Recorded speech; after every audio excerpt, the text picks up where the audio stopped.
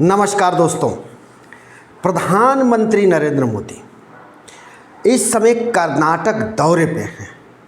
कर्नाटक में विधानसभा चुनाव को लेकर प्रचार प्रसार रोड शो अंतिम मोड में है, आखिरी मोड में है और प्रधानमंत्री धुआंधार रोड शो कर रहे हैं। लेकिन कांग्रेस की प्रियंका गांधी ने उनको घेर लिया है और ऐसी घेरेबंदी की है कि प्रधानमंत्री को समझ में नहीं आ रहा। अगर प्रधानमंत्री की राह वहाँ कठिन हुई तो 2024 में प्रधानमंत्री को एक बड़ी हार दिख रही है और इस घबराहट में प्रधानमंत्री दिन रात कर्नाटक में लगे हुए हैं। दिल्ली में बिन प्रधानमंत्री की सत्ता केंद्र की चल रही है। कई दिनों से प्रधानमंत्री दिल्ली से बाहर हैं, कर्नाटक के चप्पे चप्पे को छान रहे हैं। उनकी मुसीबत साफ दिख रही है कि वो वहाँ चुनाव हार रहे हैं। कर्नाटक के परिप्रेक्ष्य में कहा जाए तो बीजेपी बहुत पीछे है। बीजेपी वहाँ के चुनाव से लगभग बाहर दिख रही है। कांग्रेस को वहाँ प्रचंड बहुमत के आसार हैं। ऐसे में प्रधानमंत्री के ऊपर पार्टी को जिताने की जिम्मेदारी इतनी बढ़ गई है कि प्रधानमंत्री छोड़ना नहीं चाहते, हर कसर अपनाना चाहते हैं। हालात तो यहाँ तक आ गए कि प्रधानमंत्री को समझ में ही नहीं आ रहा वो क्या बोल रहे हैं। बजरंग दल से बजरंगी को जोड़ दे रहे हैं। हमारे आराध्य देव बजरंगी सदियों से हैं, जब से धरा है, वसुंधरा है, आकाश है, पाताल है, तब से हमारे बजरंगी हैं और बजरंग दल से जोड़ रहे हैं।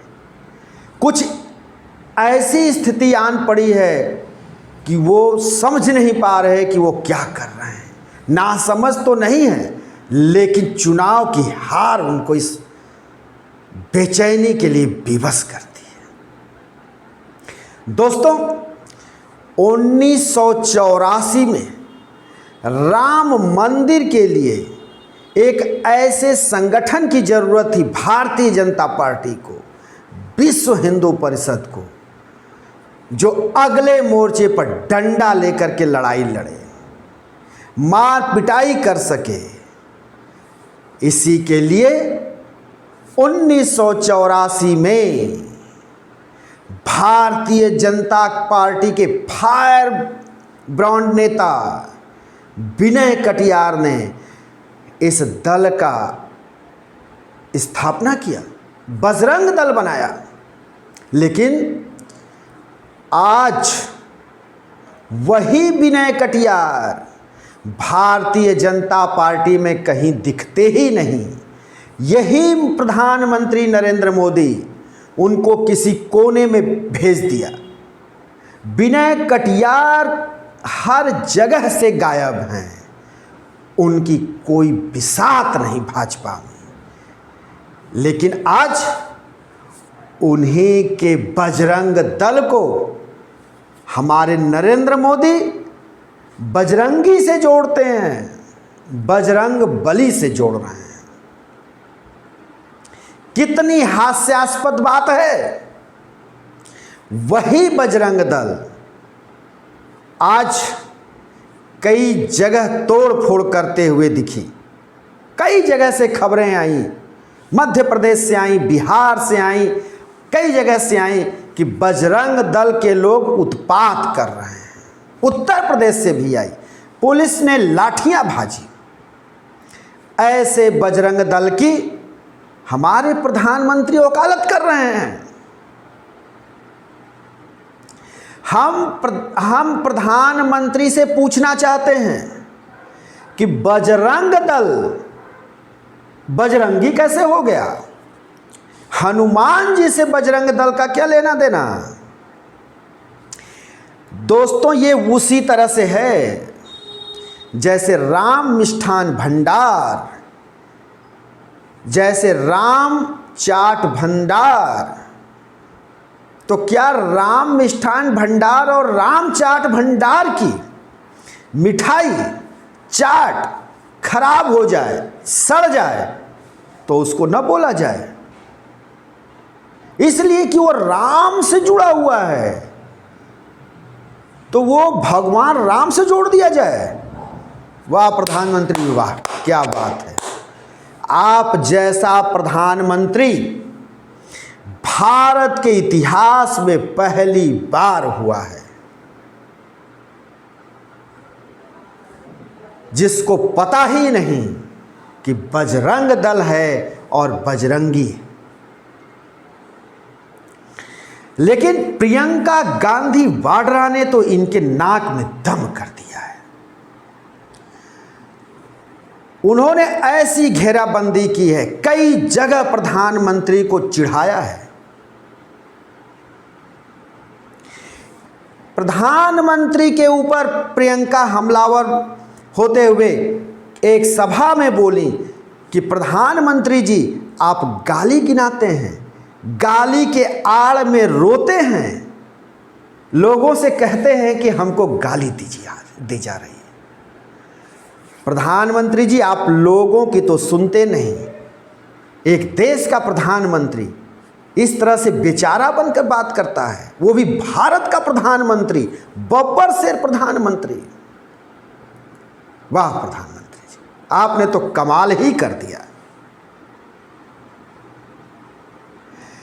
प्रियंका यही नहीं रुकती। प्रियंका कहती हैं कि मेरा भाई गोली खाने को तैयार है, और हमारे परिवार को तो जितनी गालियां दी गई, अगर उसको छपवाया जाए तो किताब पे किताब, किताब पर किताब, किताब पर किताब छप जाए। ये तो प्रियंका सही कह रहे।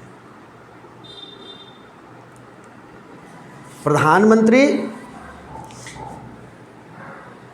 भारत का प्रधानमंत्री आज तक किसी भी चुनाव में कोई भी प्रधानमंत्री इस तरह से प्रचार नहीं किया।